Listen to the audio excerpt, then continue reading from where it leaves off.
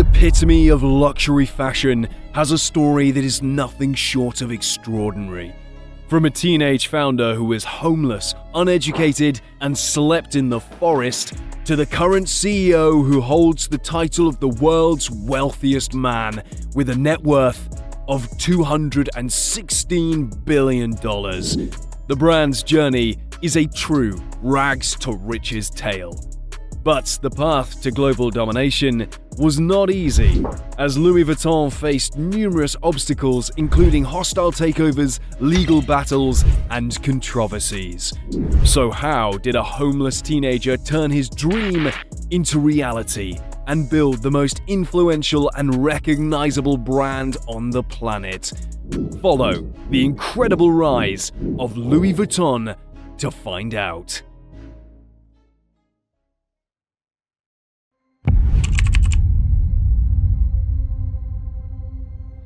Growing up in the small rural village of Angers, France, Louis Vuitton's early years were marked by poverty and hardship. Born in 1821, he spent his childhood working on his family's farm, with no electricity or running water. His father, Xavier, was a miller and farmer, while his mother, Corinne, made hats to help make ends meet. There are no records indicating that Louis ever received an education, as the nearest school was located 6 miles away, and he worked full-time on the family farm without learning how to read or write. Louis would have been working in the fields every day from dawn till dusk, just to make enough food to help feed his family. However, things got much worse for young Louis. His mother died when he was just 10 years old, and his father quickly remarried another woman.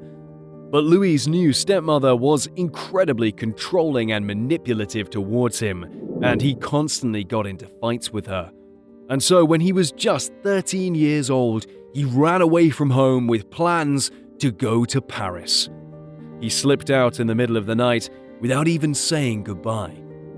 The problem was that Paris was 225 miles away, and Louis had no money or food. So he was forced to walk along dirt roads.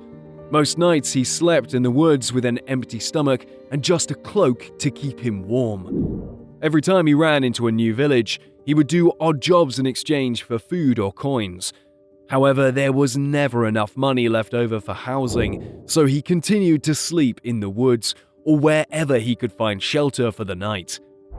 Through these various odd jobs, Louis was able to pick up skills from craftsmen, and he learned how to work with metal, stone, fabric, and wood. This collection of various skills would later transform his life. But at this rate, travel was incredibly slow, and it took him 3 years to reach Paris. The journey was not easy, as he had no money or food and was forced to walk the 225 miles on dirt roads. He slept in the woods, relying on odd jobs for food and coins, and learned various skills from the craftsmen he encountered along the way. Despite the challenges, Louis persevered, and after 3 long years, he finally reached Paris, armed with a collection of valuable skills that would change his life forever.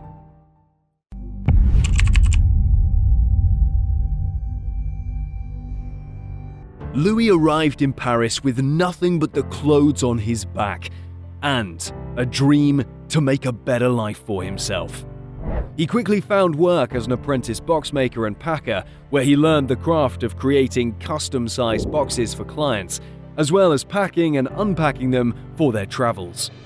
Through hard work and dedication, Louis quickly made a name for himself in the industry, catching the attention of the elite clientele who sought out custom-made luggage for their trips. One day, a customer came into the shop that would change Louis's life forever. The Empress of France herself, in need of a personal boxmaker and packer, took notice of Louis's fine craftsmanship and appointed him to a prestigious position. For most boxmakers, this would be the highest honor they could ever achieve in their career, but Louis had bigger plans for his future.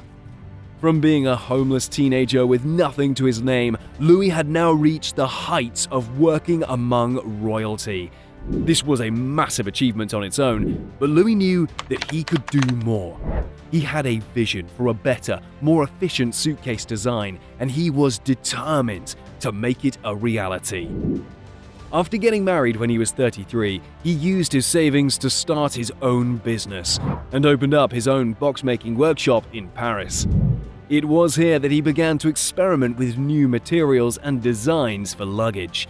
He noticed that the current luggage of the day had a major flaw.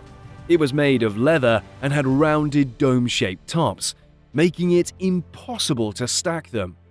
This meant that packers had to carry the boxes one by one. Louis began experimenting with different materials and eventually found that canvas was a better option. It was lighter, more durable, and more water-resistant, which meant that the trunks could have flat tops instead. This new design allowed for more efficient packing, as it was now possible to stack them up in a pile, and they were also more compact. This brought on the dawn of modern-day luggage, as Louis's new suitcases were an instant success. With his new line of luggage, Louis was able to build up his professional reputation and connections in the upper class. He even created a Louis Vuitton catalog, so that customers could look at products that he had available and have them made before sending them to their homes. Within 2 years of creating his new suitcases, they were considered an elegant and must-have accessory amongst the wealthy, as they became a status symbol. And the brand had become so popular that he was receiving orders from around the world. He even began receiving orders from royals as far away as Egypt. In 1859, Louis had finally made enough profit to turn his dream into reality. He had always imagined having a team of skilled craftsmen to help him fulfill the increasing number of orders for his custom-made luggage. With this dream in mind, he opened a new workshop just outside of Paris, where he was able to hire 20 employees.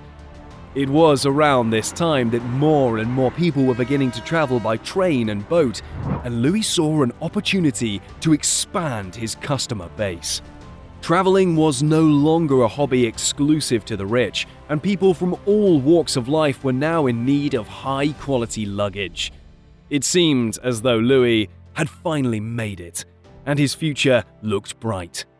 But, unfortunately, fate had other plans for Louis.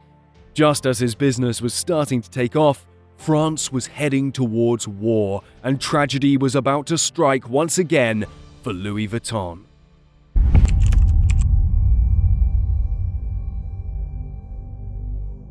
In 1817, the Franco-Prussian War broke out. 49-year-old Louis was forced to flee his home and take refuge in a cramped shelter, living in fear for his life as food supplies dwindled. When the war finally ended, Louis was able to return to his shop, only to find it in ruins. Windows were smashed, equipment was stolen, and he had lost everything he had worked so hard for. But instead of giving up, Louis decided to use his savings to rebuild his business and vowed that it would be even better than before. With so many people displaced by the war, there was plenty of empty shops available for rent throughout the city. Louis seized the opportunity and opened his new shop in a much more affluent and aristocratic location in Paris. It was right next to the railway station and the Grand Hotel. This was perfect for travelers who needed new luggage and didn't have to go far to find the Louis Vuitton store. By 1872, Louis came out with a brand new design for luggage, made of a beige canvas with stripes. It was incredibly popular, and people loved showing off the modern style. Many other brands tried to copy his style, but Louis's bags were of such high quality that customers still preferred a true Louis Vuitton bag. For the next 20 years, Louis continued to work tirelessly at this new shop in Paris until his death at the age of 70. But his legacy lived on through his son, Georges, who inherited the family business. Georges had big plans for the brand and set out to expand it globally. He opened a popular store in London and worked to make the brand even more successful. As Louis Vuitton's popularity grew, counterfeiters began to copy the brand's iconic luggage. In 1896, Georges Vuitton introduced the now iconic LV monogram to make it harder to copy. The LV were his father's initials, in honor of the man who started the brand. He also came up with the idea of adding a revolutionary new lock on the trunks that would make it impossible for thieves to pick them. By the year 1900, the company had 100 employees and continued to grow year after year. All Louis Vuitton employees were trained for a very long time in order to become expert box makers. Even to this day, Louis Vuitton employees train for 18 months to 2 years before they're trusted to make one of the products on their own. The company also began to expand into a whole new line of products thanks to another fashion icon, Coco Chanel. In 1925, she commissioned a small dome-shaped handbag for her own personal use. But it was such a hit, it went on to be mass-produced, and it was given the name Alma. This was a massive success, and Louis Vuitton began to make more small leather bags like the Keepall, Speedy, and Noé. Before Louis Vuitton, handbags were often seen as quite inelegant and bulky, but the company played a big role in them being seen as much more fashionable. When Georges Vuitton died in 1936, his son Gaston Louis stepped up to lead the family business. However, Gaston took over the company at a very difficult time, because in just a few years, France was once again heading to war. During World War II, Paris was under siege once again, and the factory shut down and contracts were cancelled. Gaston was forced to make a desperate move to save the company. He chose to collaborate with Nazi Germany. An author named Stephanie Bovassini delved into the company's history in her book Louis Vuitton, a French Saga. During her research of the company archives, she asked if she could see records from World War II. Almost immediately, the representatives from the company tried to avoid showing her the information. They claimed that all of the documents from 1930 to 1945 were destroyed in a fire. But after a lot of digging into other historical documents, Stephanie discovered that Louis Vuitton had opened a luxurious shop front in the Hôtel de Parc during the Nazi regime, as they collaborated with them. Meanwhile, other brands were forced to shut down for refusing to cooperate with the enemy. The company was clearly ashamed of this chapter in their history, but they would argue that Gaston had to make a difficult decision to ensure the survival of the brand. Similarly, fashion icons like Coco Chanel also collaborated with the Nazis to protect their businesses. Without these choices, it's likely that these brands would no longer exist today. But as the brands evolved under new leadership, a new battle is about to start, testing the limits of friendship and loyalty.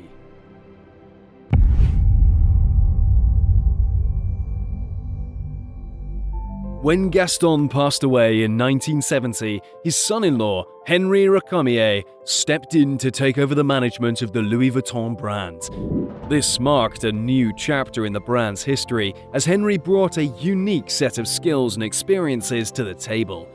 Unlike his predecessors, Henri already had extensive business experience, having run his own company prior to taking over Louis Vuitton. This allowed him to approach the brand with a fresh perspective and take it to new heights. Henri wasted no time in making major changes to the Louis Vuitton brand. He recognized the potential for growth and set out to transform the company from a family-owned business into the global corporation that it is today. One of the key decisions he made was to switch the company's business model from wholesale to retail. This allowed the brand to reach a wider customer base and better control the quality of its products. By 1978, Henri had expanded the brand into many other countries, including Japan. This move proved to be a wise one, as it opened up new markets for the brand and helped it reach even more customers. Over the course of the next 6 years, sales for the brand skyrocketed, reaching a staggering $260 million when accounting for modern inflation. This impressive growth was due in large part to Henry's vision and leadership. In 1984, Henry made the bold decision to take the company public. Louis Vuitton sold 1 million shares, valued at $63.63 each, and the response was overwhelmingly positive. This influx of cash allowed Henry to continue expanding the brand, opening new stores all across the globe. And by 1987, Louis Vuitton had reached an astonishing $1 billion in sales. It's hard to imagine what the brand's founder, Louis Vuitton, would have thought if he could see the company today. Back when he first opened his store in Paris, he could never have dreamt of the global success that the brand would eventually achieve. But thanks to the vision and leadership of Henry Recamier, Louis Vuitton has become one of the most recognizable and respected luxury brands in the world. Henry believed that by combining Louis Vuitton with Moet Hennessy, a luxury drinks company, they would form a powerhouse conglomerate that could take on the world. Together, they formed LVMH. But as they began to work together, Henry found himself at odds with the president of Moet Hennessy. Desperate for help, he turned to a friend and successful property developer named Bernard Arnault. But what Henry didn't know was that Bernard had other plans. Did he have the best interests of Louis Vuitton at heart, or was he only looking out for himself? As it turned out, Bernard secretly bought 43% of Louis Vuitton's shares, gaining more power in LVMH and the support of the Moet and Hennessy families. Henry was devastated. He had brought Bernard in to help him, but instead he felt he had been betrayed. He took Bernard to court, fighting for the majority stake in Louis Vuitton, but the courts ultimately sided with Bernard. How could a man who Henry considered a friend do this to him? Henry was so disillusioned by the experience that he decided to step away from Louis Vuitton completely. Despite the heartache, Louis Vuitton continued to thrive under Bernard's leadership, becoming the massive corporation it is today. But the question remains, what if things had gone differently for Henry and Louis Vuitton? Would it have been a different story, or was it always meant to be this way? For nearly a century, the Vuitton family had been closely tied to the brand that bore their name. However, all of that changed when Bernard Arnault took control of the company through a hostile takeover. The transition was far from smooth, and it caused a major disruption in the company's operations. Sales began to decline, and the brand lost much of its luster. Journalists who once covered Louis Vuitton with admiration and excitement no longer showed interest in the brand. The company was on the verge of collapse, and it seemed as though its long history of success was coming to an end. But Bernard was not one to give up easily. He had a vision for Louis Vuitton, and he was determined to make it a reality. Bernard knew that the key to reviving the brand was to collaborate with some of the biggest names in fashion. He approached several designers and asked them to create their own take on the iconic LV monogram logo. The designers responded with enthusiasm, and the result was a collection that was unlike anything the world had ever seen. Vivienne Westwood, Isaac Mizrahi, and other big names in fashion all contributed to the collection, creating unique and innovative designs that captured the attention of customers all over the world. The 100th anniversary collection was a huge success, and Louis Vuitton was able to make a comeback. People were once again eager to get their hands on a Louis Vuitton bag, and the brand regained its status as a symbol of luxury and quality. Bernard's investment in Louis Vuitton paid off in a massive way, and he was able to transform the company into one of the most powerful and successful luxury brands in the world. Today, Bernard is the CEO of LVMH, a conglomerate that owns over 70 of the most luxurious brands in the world, including Louis Vuitton. In January 2023, Forbes officially dubbed him the richest man in the world, with a net worth of over $213 billion. Despite his immense wealth and success, Bernard is known for his low profile and his preference for staying out of the spotlight. However, in business circles, he is known as the Wolf in Cashmere, a nickname that reflects his ruthless reputation. Despite this, his vision and determination have made him one of the most successful businessmen of our time. It's incredible to think that all of this started with a broke, homeless teenager. Louis Vuitton's journey from a small luxury brand to a global powerhouse is a testament to the power of Bernard's vision and leadership. But little did the world know, the challenges for Louis Vuitton were far from over.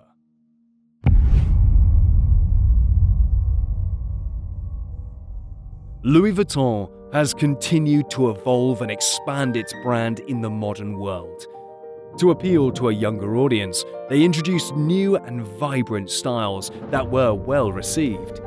In 1997, Marc Jacobs was appointed as the creative director and brought a fresh perspective to the brand. He designed the first ready-to-wear collection, which was a significant departure from the company's traditional focus on leather goods. He also created the popular monogram Vernis line of handbags, which became a staple in the fashion world. Marc Jacobs not only revitalized the handbag line, but also expanded LV into new product categories, such as watches, jewelry, and sunglasses. He brought a new level of creativity and innovation to the company, but eventually moved on to start his own clothing and accessories line. Despite his departure, Louis Vuitton continued to thrive under new leadership and has maintained its status as a luxury brand. Louis Vuitton takes the protection of their brand seriously and has an entire team of lawyers searching for copyright infringement. They are not afraid to take action against those they believe are copying their iconic logo, even going as far as suing Google for search results and advertisements that led people to fake bags.